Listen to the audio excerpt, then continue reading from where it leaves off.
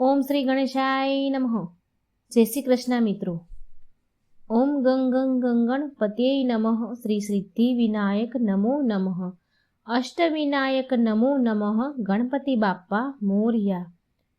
વિઘ્નહર્તા ગણપતિ દાદાની જય. ઓમ નમઃ શિવાય. મિત્રો, આજે આપણે સાંભળીશું ગણપતિજીએ તેમના મુખેથી સંભળાવી પિચાસને કથા. ગણપતિજીએ એક પિચાસ ભૂતને સંભળાવી હતી કથા અને તેને પિચાસ યોનિમાંથી મુક્તિ મળી ગઈ હતી. ભગવાનની કથામાં એટલું બળ રહેલું હોય છે કે પૂરી શ્રદ્ધાથી જો સાંભળવામાં આવે, એને પાઠ કરવામાં આવે તો મોટા મોટા પાપોમાંથી મુક્તિ મળી જાય છે. તે મનુષ્યનો આ લોક અને પરલોક બંને સુધરી જાય છે. શ્રી ગણેશ ભગવાનની કથા વાર્તા જે કોઈ સાંભળે છે તેની સર્વ મનોકામના પૂરી થાય છે. ભગવાન ગણેશ અને તેના જીવનમાં સુખ, સમૃદ્ધિ અને શાંતિ હંમેશા માટે રાખે છે. ભગવાન ગણેશ હંમેશા એના પર કૃપા વરસાવે છે. તો ચાલો સાંભળીએ કોણ હતું એ પિચાસ અને ગણપતિજીએ કોની કથા સંભળાવી હતી જેનાથી પિચાસ યોનિમાંથી તે પિચાસને મુક્તિ મળી ગઈ હતી. તો બધા જ ભક્તોની આ મનોકામના પૂરી કરવાવાળી કથા પૂરા મનથી, હૃદયથી પૂરી આ વાર્તા સાંભળજો મિત્રો.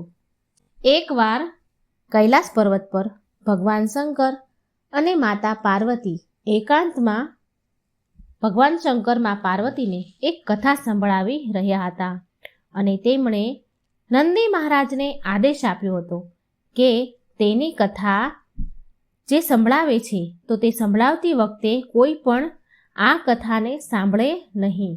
અને આ માટે ભગવાન શિવે, શંકર ભગવાને તેમના મુખ્ય દ્વારપાળ, જેનું નામ હતું પુષ્પદંત, તેને સુરક્ષા માટે ઊભા રાખી દીધા કે દ્વાર પર ઊભા રહીને ત્યાં પહેરેદારી કરે. કોઈ આ કથા સાંભળે નહીં અને કોઈ અંદર આવે નહીં. પણ પુષ્પદંત નામનો જે દ્વારપાળ હતો, પુષ્પદંત નામનો દ્વારપાળ માતા પાર્વતી અને શંકર ભગવાનની કથાને ચોરી છુપીથી સાંભળી લીધી હતી અને આ વાતનો આભાસ ભગવાન ભોળાનાથને થઈ ગયો. અને પછી ભોળાનાથ તેના દ્વારપાળ પુષ્પદંત પર બહુ ગુસ્સે થયા, બહુ ક્રોધે ભરાયા અને ક્રોધમાં આવીને ભોળાનાથે મુખ્ય દ્વારપાળ પુષ્પદંતને પિચાસ થવાનો શ્રાપ આપી દીધો. ભોળાનાથે કહ્યું કે હે પુષ્પદંત, તે ચોરી છુપેથી એક પિચાસની જેમ અમારી વાતો સાંભળી છે, અમારી કથા સાંભળી છે, જેને કારણે તું પિચાસ યોનિમાં જા.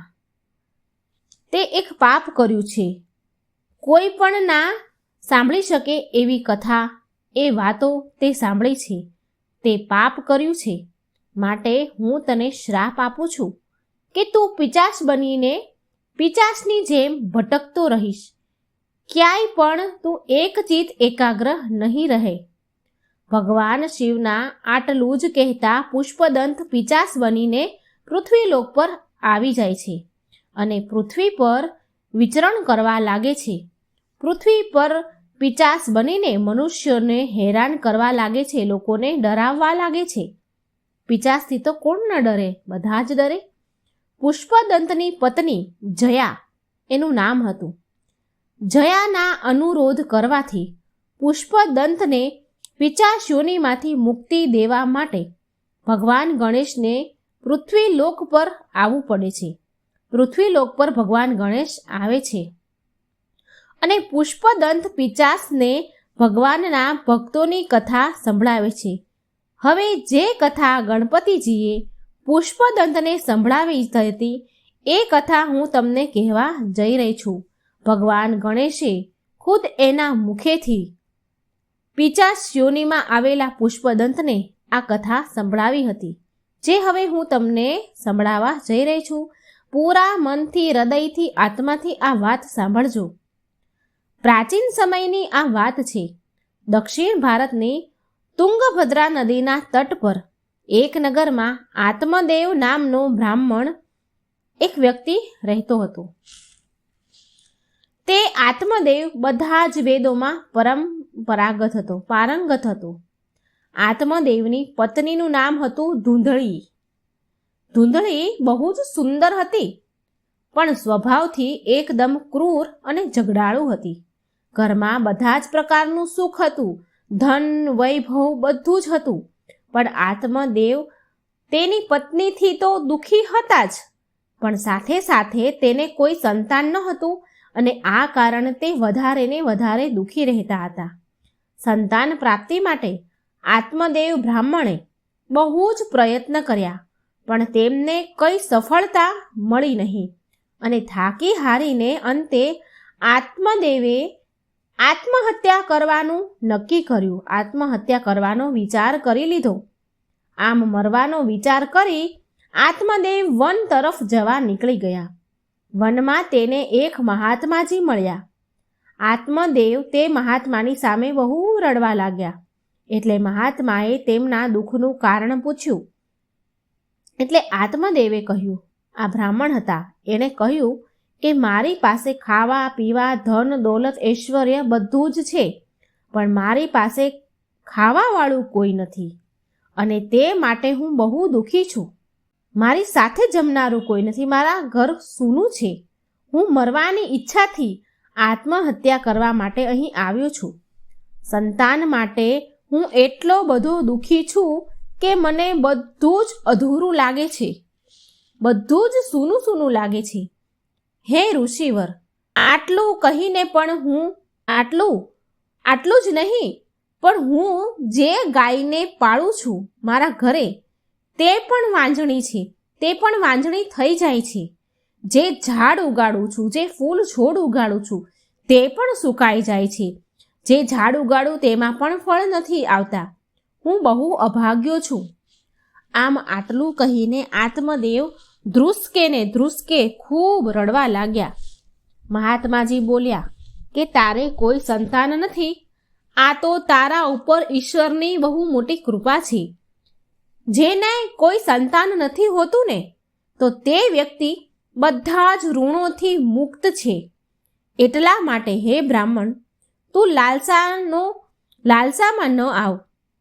લાલસાથી પુત્ર મોહ ત્યાગી દે, કારણ કે પુત્રની કામનાથી સંસારનો મોહ થશે અને તું પરમાત્માથી દૂર થઈ જઈશ.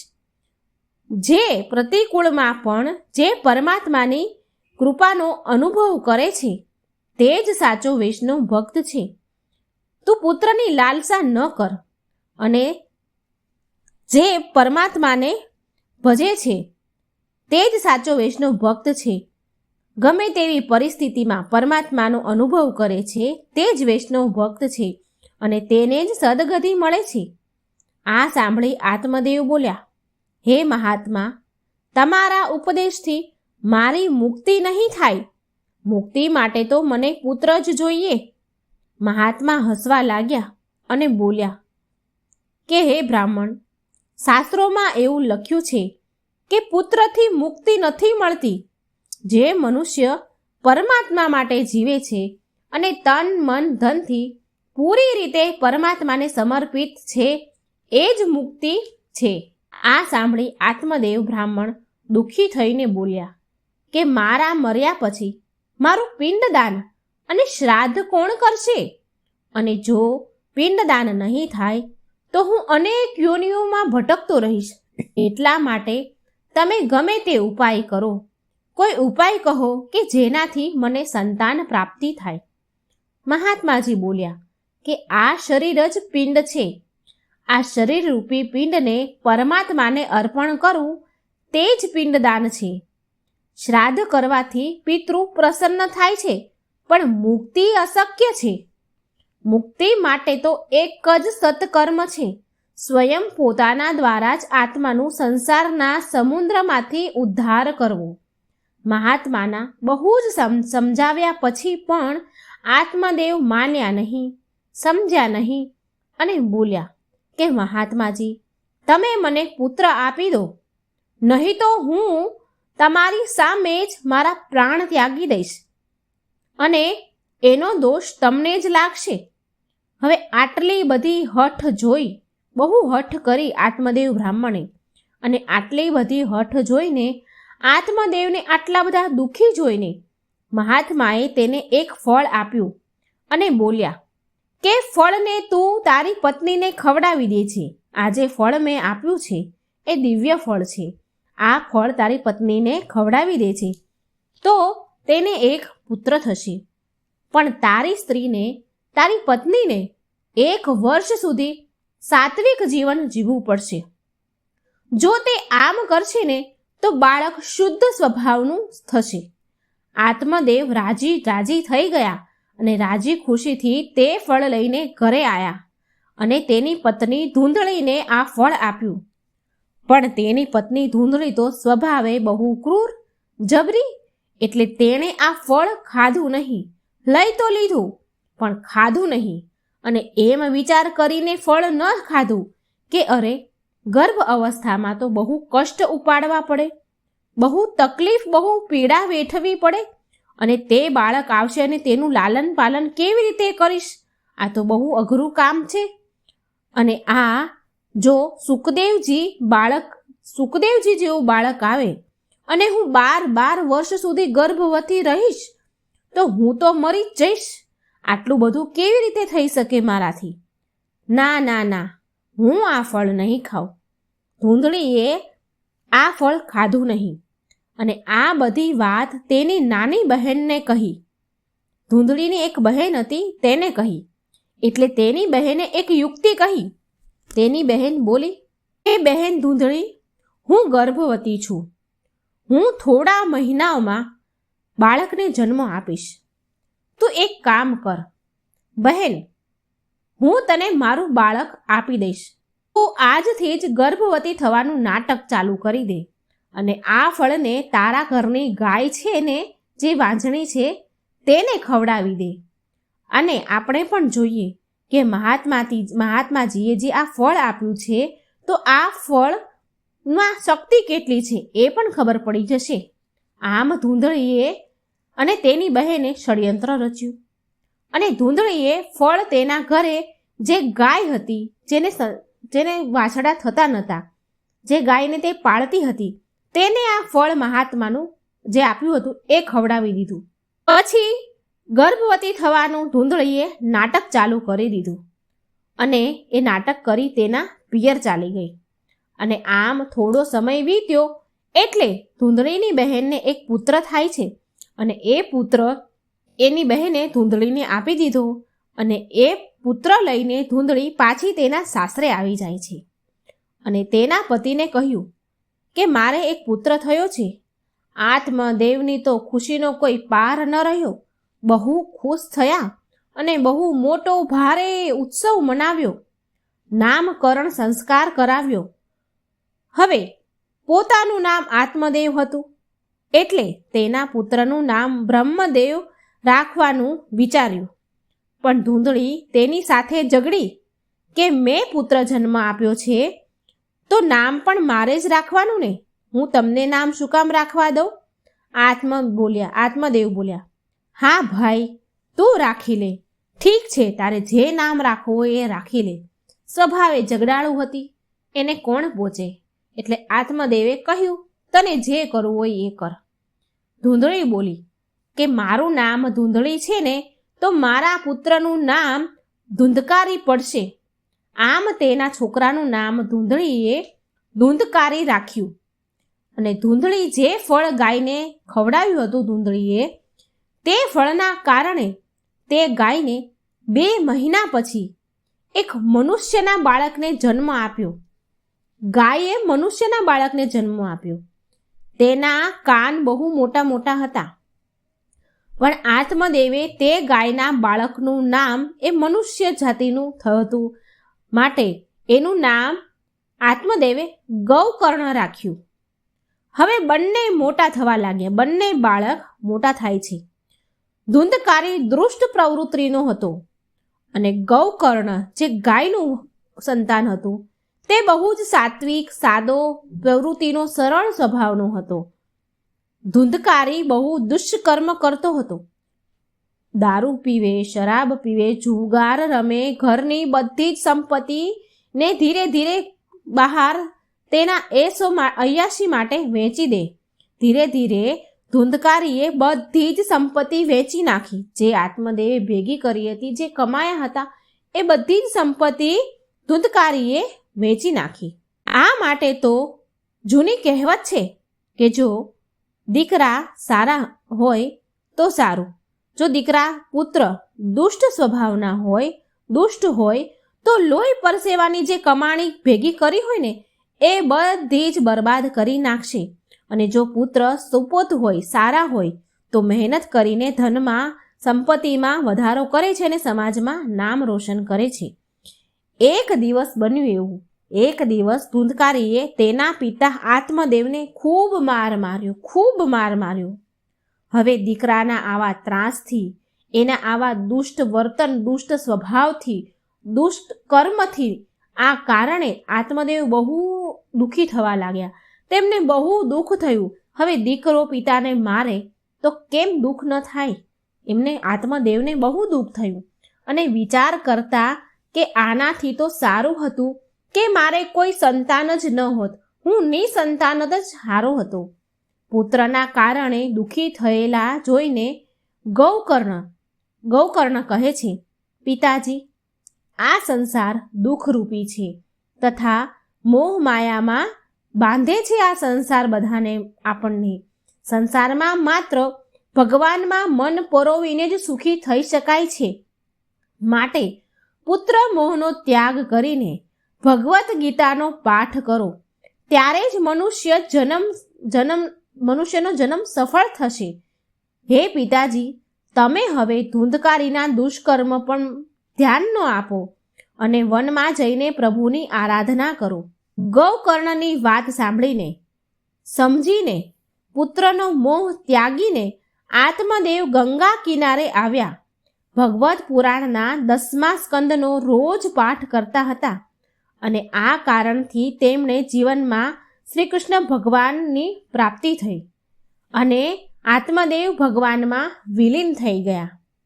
આત્મદેવના પ્રભુના ધામમાં ગયા પછી, આત્મદેવના ચાલ્યા ગયા પછી એક દિવસ ધૂંધળીએ પણ તેના પુત્રના વર્તન, વ્યવહાર, દુષ્કર્મથી, તેના ત્રાસથી દુઃખી થઈને કૂવામાં પડીને આત્મહત્યા કરી લીધી અને તે ધૂંધળી પણ મરી ગઈ. હવે બીજી તરફ જે ગૌકર્ણ હતો, જે એનો ભાઈ હતો, તે તીર્થયાત્રા પર નીકળી ગયો. હવે ધુંધકારી રહ્યો ઘરમાં એકલો. હવે તે પૂરી રીતે આઝાદ થઈ ગયો. છૂટછાટ મળવાના કારણે હવે ધુંધકારીએ 5 વેશ્યાઓને ઘરમાં લઈને મૂકી દીધી. ઘરમાં લઈ આવ્યો. ધુંધકારીએ વેશ્યાઓની માંગને પૂરી કરવા માટે ચોરી કરતો, દારૂ પીતો, જુગાર રમતો, ખરાબ કામોમાં એ લતે લાગી ગયો. વેશ્યાઓની માંગ, ઈચ્છા પૂરી કરવા માટે એક દિવસ ધુંધકારીએ રાજાના મહેલમાં ચોરી કરી. વેશ્યાઓએ વિચાર કર્યો કે આ ધુંધકારી ચોરી કરે છે અને એ પણ રાજાના મહેલમાં પણ ચોરી કરી લાવે છે. જો આ જીવતો રહેશે ને તો આપણે બધાને જ પકડાવી દેશે, આપણે બધા જ પકડાઈ જઈશું. આના કરતાં તો સારું છે આપણે આને મારી નાખીએ, એ જ સારું રહેશે. આમ 5 વેશ્યાઓએ મળીને આવો પ્લાન બનાવ્યો.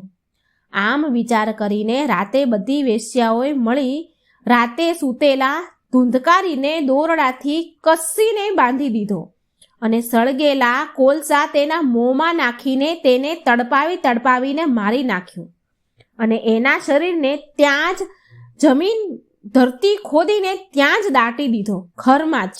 ધુંધકારી તેના કુકર્મના કારણે ભયંકર પ્રેત બન્યો. જે પાપ કરે છે તેને પ્રેત યોનિમાં જવું જ પડે છે, પ્રેત બનવું જ પડે છે. ગૌકર્ણને જ્યારે તેના ભાઈના મૃત્યુની વાતની ખબર પડી તો ગૌકર્ણએ ગયામાં જઈને ધુંધકારીનું શ્રાદ્ધ કર્યું. છતાં પણ ધુંધકારીને મોક્ષ ન મળ્યો, તેનો ઉદ્ધાર ન થયો. હવે ધુંધકારી પ્રેત બનીને પ્રેત થયો એટલે ગૌકર્ણને, એના ભાઈને ડરાવવા લાગ્યો. ગૌકર્ણ એટલા બધા ગાયત્રી મંત્રના જાપ કરતા હતા કે ધુંધકારી તેની પાસે આવી શકતો ન હતો. એક દિવસ ગૌકર્ણની પાસે ધુંધકારી પ્રેત યોની થઈને આવ્યો તો ગૌકર્ણએ પૂછ્યું કે તું કોણ છે? ત્યારે ધુંધકારી પ્રેત બોલ્યો કે હું તારો ભાઈ છું, ધુંધકારી છું. ભાઈ, તું બહુ દયાળુ છે, મને તું આ પ્રેત યોનીમાંથી મુક્તિ અપાવ. ગૌકર્ણ બોલ્યા, ભાઈ, મેં તો તારું ગયામાં જઈને પિંડદાન પણ કર્યું છે, તો પણ તને મોક્ષ નથી મળ્યો, તારો ઉદ્ધાર ન થયો. ધુંધકારી બોલ્યો, ભાઈ, મેં બહુ ખરાબ કામ કર્યા છે, બહુ દુષ્ટકર્મ કર્યા છે, માટે ગયામાં જઈને પિંડદાન કરવાથી મારો મોક્ષ થયો નથી. બીજો કોઈ પણ રસ્તો ઉપાય કર અને મારો મોક્ષ કર, મને પ્રેત યોનીમાંથી મુક્તિ અપાવ. ગૌકર્ણએ ધુંધકારીના મોક્ષ માટે બધા જ વિદ્વાનો બ્રાહ્મણોને આ વિશે પૂછ્યું. કોઈ ઉપાય શોધવા માટે બધાને પૂછ્યું, પણ કોઈ ઉપાય મળ્યો નહીં. પછી ગૌકર્ણએ સૂર્યદેવને નમસ્કાર કર્યા અને કહ્યું, હે સૂર્યદેવ, તમે બધા જ કર્મોના સાક્ષી છો. અમે જે પણ કરીએ છીએ એ કોઈ જોવે કે ન જુએ, પણ ભગવાન તો જોઈ જ રહ્યા છે, કારણ કે સૂર્યદેવ અને ચંદ્રદેવ એ ભગવાનના બે નેત્ર છે, બે આંખો છે ભગવાનની. આપણે કોઈ બીજાથી ચોરી કરી કર્મ છુપાવીએ છીએ, પણ સૂર્યદેવ અને ચંદ્રદેવથી નથી છુપાવી શકતા. એ હરેક સમયના સાક્ષી છે, કર્મના સાક્ષી છે. સૂર્યદેવ અને ચંદ્રદેવ આ ભગવાનની ત્યાં સાબિતી આપે છે, ગવાહી આપે છે આપણા કર્મની. માટે સૂર્યદેવને ગૌકર્ણએ પૂછ્યું કે હે સૂર્યદેવ, તમે ધુંધકારી મારા ભાઈના કર્મના સાક્ષી છો, તો તમે જ કહો કે તેને આ પ્રેત યોનિથી મુક્તિ અને મોક્ષ કેવી રીતે મળશે? એટલે સૂર્યદેવે કહ્યું, આ પ્રેત ધુંધકારીને ભગવત સપ્તાહ સંભળાવ, તો જ આની મુક્તિ થઈ શકશે, બીજો કોઈ રસ્તો નથી. આના માટે ગૌકર્ણએ ભાગવત સપ્તાહનું આયોજન કર્યું. પ્રેત તો હવાના રૂપમાં હોય છે. સપ્તાહ આરંભ થવાની હતી એટલે ધુંધકારીએ વિચાર્યું કે હું ક્યાં બેસું?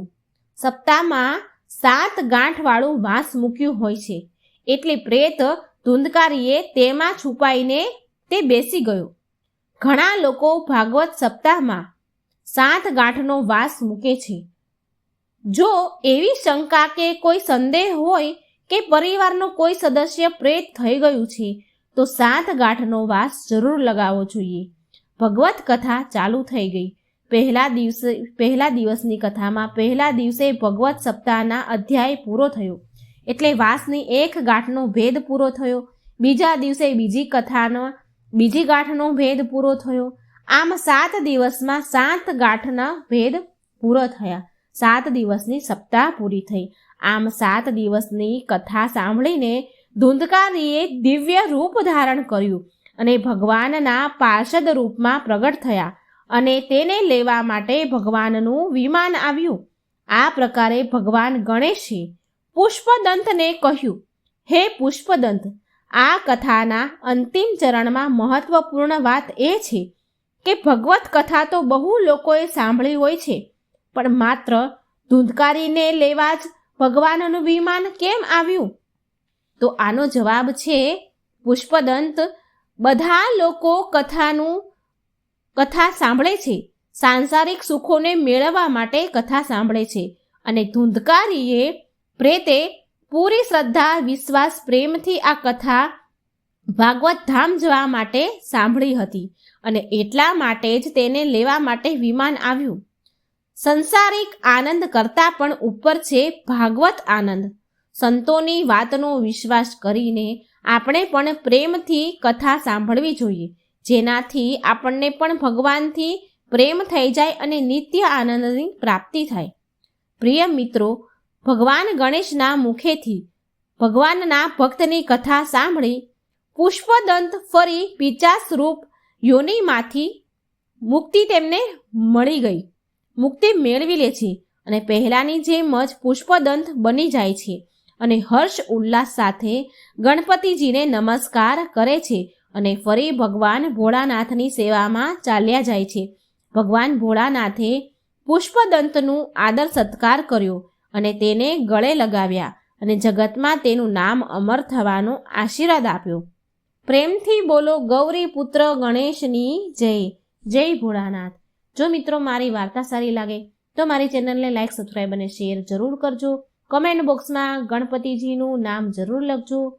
જય શ્રી કૃષ્ણ. રાધે રાધે. Thank you.